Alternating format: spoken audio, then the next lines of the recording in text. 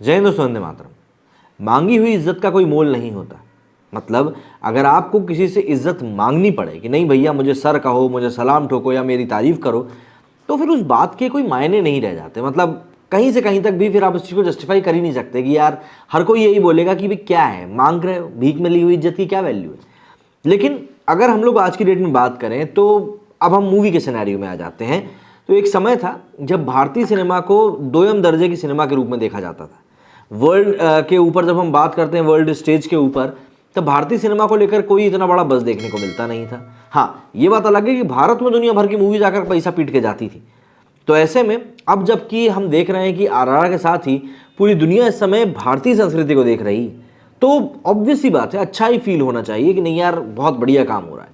कई लोग इसका पतंगड़ भी बना रहे हैं, काफ़ी गलत तरीके से बातें प्रचलित कर रहे हैं। अभी हाल ही में इनका वीडियो वायरल हुआ एस राजमौली साहब का, मेरा भारत महान कहते हुए।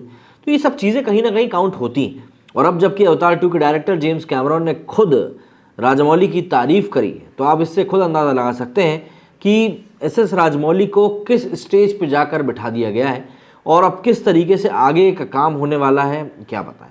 लेकिन उसके बावजूद भी कई लोगों को तो बुरा लगेगा।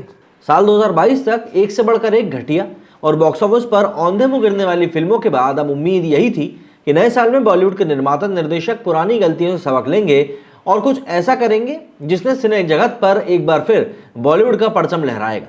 लेकिन साल 2023 में अब तक जो भी फिल्में हिंदी पट्टी से रिलीज हुई हैं उनकी स्थिति वही वाली है। मतलब जैसा कि पिछले साल चलता हुआ आ रहा था ना कि बस पैसा कमा लो थोड़ा बहुत, वही काफ़ी है। लेकिन अब यहाँ पर उम्मीद सिर्फ साउथ से है, और ये उम्मीद तब और बढ़ जाती है जब हम एक तेलुगु फिल्म आरआरआर को वर्ल्ड सिनेमा पर भारत का प्रतिनिधित्व करते हुए देखते हैं। चाहे वो गोल्डन ग्लोब हो या फिर क्रिटिक चॉइस अवार्ड, जिस तरह राजमौली की फिल्म को हाथों हाथ लिया जा रहा है, कहा जा सकता है कि अब बॉलीवुड बनाम साउथ सिनेमा जैसी बातें बंद हो जानी चाहिए। बॉलीवुड के निर्देशक राजमौली ने आरआरआर के जरिए बता दिया है कि भारत में फिल्म बनाने का नया पैमाना क्या है। अब करण जौहरों का जो खिदड़ापन है ना, वो नहीं चलने वाला। देश के किसी कोने या किसी तबके के बीच फिल्म का चल जाना अब कोई मायने नहीं रखता। वहीं जिस तरह एस राजमौली के नेतृत्व में आरआरआर सफलता के नए मानक स्थापित कर रही है, और जिस तरह हॉलीवुड के दिग्गज जेम्स कैमरॉन और स्टीवन स्पीलबर्ग ने आरआरआर की शान में कसीदे पढ़े, बिल्कुल साफ हो गया है कि राजमौली सिर्फ साउथ तक सीमित ना होकर अब एक ग्लोबल ब्रांड बन चुके हैं। वाकई ये देखकर हैरत होती है कि वो बॉलीवुड जो आज से 2-3 दशक पहले तक एक के बाद एक एंटरटेनिंग फिल्म दे रहा था, आज गर्त के अंधेरे में चला गया है। आज ना तो बॉलीवुड के पास अच्छी कहानियां हैं और ना ही प्लॉट। खानों और कुमारों को लेकर फिल्में बनाई जा रही हैं और सिर्फ दर्शकों का समय और पैसा बर्बाद किया जा रहा है। अब आप खुद ही बताइए क्या क्राइटेरिया बचा है आज हिंदी पट्टी के निर्माता निर्देशकों के पास फिल्म को हिट कराने का? क्योंकि बॉलीवुड में नया कुछ हो नहीं रहा, इसलिए बॉलीवुड और यहाँ के प्रोड्यूसर्स डायरेक्टर्स को सिर्फ विवादों का ही सहारा रहता है। वहीं जब हम दक्षिण सिनेमा का रुख करते हैं और आरआरआर जैसी फिल्मों को देखते हैं तो वहाँ निर्माता निर्देशक सीन दर सीन पूरा होमवर्क करते हैं। फिल्म में क्या डाला जा सकता है, गानों को किस तरह से ट्रीटमेंट दिया जा सकता है, और सब दर्शकों को उनकी पसंद को ध्यान में रखकर किया जाता है। अब जिक्र एस राजमौली का हुआ है तो चाहे वो मगधीरा हो, ईगा हो, बाहुबली हो या आरआरआर हो, राजमौली ने बतौर निर्देशक अपनी दूरदर्शिता से इस बात पर मोहर लगाई है कि क्रिएटिविटी विवादों को जन्म देने में नहीं बल्कि कंटेंट में काम करने और उसे एंटरटेनिंग और एंगेजिंग बनाने में है। अभी ज़्यादा दिन नहीं बीते हैं, जौहर, चोपड़ा, भंसालियों ने एक ऐसा माहौल तैयार कर दिया था कि साउथ और वहाँ का सिनेमा सिर्फ हंसने के लिए है और किसी चीज़ के लिए नहीं। लेकिन आज इस तरह से साउथ के सिनेमा की बदौलत, या ये कहें कि राजमौली की बदौलत, जिस तरह हिंदुस्तान का डंका बज रहा है, कहीं ना कहीं इस बात की भी पुष्टि हो जाती है कि प्रोपेगेंडा लाख हो लेकिन एक दिन सच तो सामने आ ही जाता है। और तब उस अवस्था में उसे देखना कितना अच्छा होता है, कितना फ्रेश होता है। चाहे वो गोल्डन ग्लोब हो या फिर क्रिटिक चॉइस अवार्ड, हम कहीं भी जाकर देख सकते हैं। आरआरआर ने किस तरीके से नए सफलता के नए मानकों को स्थापित किया है, उस तरीके से अगर हम समझें तो आपको ये समझ में आएगा कि एक फिल्म के लिए अवतार के निर्देशक जेम्स कैमरॉन ने इसकी तारीफ तक कर दी। कह सकते हैं कि जैसी तारीफ हुई है, कैमरॉन राजमौली के दीवाने हो चुके हैं। जेम्स कैमरॉन राजमौली के काम से कितना प्रभावित है, इसका अंदाज़ा इसी से लगाया जा सकता है कि क्रिटिक चॉइस अवार्ड सेरेमनी के बाद न केवल उन्होंने 10 मिनट तक राजमौली के साथ आरआरआर को लेकर चर्चा करी, बल्कि अपनी पत्नी को भी प्रोत्साहित किया कि वो आरआरआर को ज़रूर देखें। जेम्स और राजमौली की मुलाकात का जो वीडियो वायरल हुआ है, उसे देखें तो लगता है कि जेम्स न केवल राजमौली से अपने अनुभव साझा कर रहे हैं, बल्कि उन्हें यह भी ज्ञान दे रहे हैं कि क्वालिटी सिनेमा के लिए क्या क्या चीज़ें एक फिल्म को ऐतिहासिक बनाती हैं।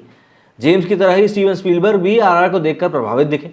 गोल्डन ग्लोब अवार्ड के बाद स्पीलबर्ग ये कहते पाए गए कि उन्हें फिल्म का गाना नाटू नाटू वाकई में काफ़ी पसंद आया। क्रिटिक चॉइस अवार्ड सेरेमनी के बाद राजमौली की स्पीच भी जमकर वायरल हो रही है। फिल्म के लिए उन्होंने अपने जीवन से जुड़ी सभी महिलाओं का धन्यवाद किया है। स्पीच में राजमौली ने अपनी कम पढ़ी लिखी माँ का जिक्र किया, जिन्होंने उन्हें रचनात्मकता को बढ़ाने के लिए कॉमिक्स पढ़ने के लिए प्रेरित किया। इसके अलावा उन्होंने अपनी भाभी और पत्नी का भी जिक्र किया और उन्हें धन्यवाद कहा। स्पीच का सबसे ज़रूरी हिस्सा वो रहा जब उन्होंने आखिर में जाते जाते मेरा भारत महान कहते हुए अपना जो स्टेज है उसको छोड़ा। राजमौली की इस स्पीच ने ही उनके बारे में बहुत कुछ बता दिया है। खुद सोचिए, यही अगर कोई बॉलीवुड का निर्देशक होता तो उसका अंदाज क्या होता, और साथ ही वो अपनी सफलता को किस किस और किन लोगों में बांटता। बहरहाल हम फिर बात को कहेंगे कि राजमौली ही भारतीय सिनेमा है, और बताओ दर्शक, हमें अपने आप को उनसे और उनके सिनेमा को जोड़ते हुए गर्व की अनुभूति हो रही है और हमें करनी भी चाहिए। जाहिर सी बात है, जिस तरीके से ये पूरी बातें आई हैं वो खुद अपने आप को बताने के लिए काफ़ी है। एसएस राजमौली ने भी इस पूरे इंस्टेंस के ऊपर ट्वीट करते हुए कहा कि महान डायरेक्टर जेम्स कैमरॉन ने आरआर देखी, उन्हें ये इतनी पसंद आई कि उन्होंने अपनी पत्नी सूजी को भी इसे देखने की सलाह दी और उनके साथ फिल्म को दोबारा मैंने देखा भी। सिर्फ राजमौली ही नहीं, नाटू नाटू गाने के कंपोजर एमएम किरावनी भी जेम्स कैमरॉन की तारीफ से काफ़ी खुश नजर आए। उन्होंने तस्वीर साझा करते हुए लिखा, द ग्रेट जेम्स कैमरॉन ने आरआर 2 बार देखी और मेरे गाने पर अपना फीडबैक दिया। मेरा दिल इस समय खुशी से झूम रहा है। इतनी खुशी के बाद आलिया भट्ट कहाँ चुप रहने वाली थी। वो टीम के साथ जश्न में शामिल तो नहीं हो पा रही हैं, लेकिन सोशल मीडिया पर लगातार एक्टिव है। वो इस फिल्म को मिलने वाली तारीफ पर लगातार प्रतिक्रिया जाहिर कर रही हैं। आलिया भट्ट ने जेम्स कैमरॉन द्वारा की गई तारीफ का स्क्रीनशॉट लेकर अपने इंस्टाग्राम स्टोरी पर साझा किया है। इसके साथ ही कैप्शन में उन्होंने लिखा कि उफ क्या शानदार सुबह। अब देखिए, यहाँ पे जो चीज़ें हैं वो वाकई में काफ़ी बदलती जा रही हैं। आज की डेट में सिनेमा अलग तरह का हो चुका है, दर्शकों की डिमांड अलग हो चुकी है। दर्शक जो देखना चाहते हैं, अगर आप वही चीज़ नहीं बना रहे हैं तो दर्शक आपको सिरे से नकार देंगे। मतलब आज उनके पास इतनी ज़्यादा लिबर्टी है, इतने ज़्यादा ऑप्शंस हैं।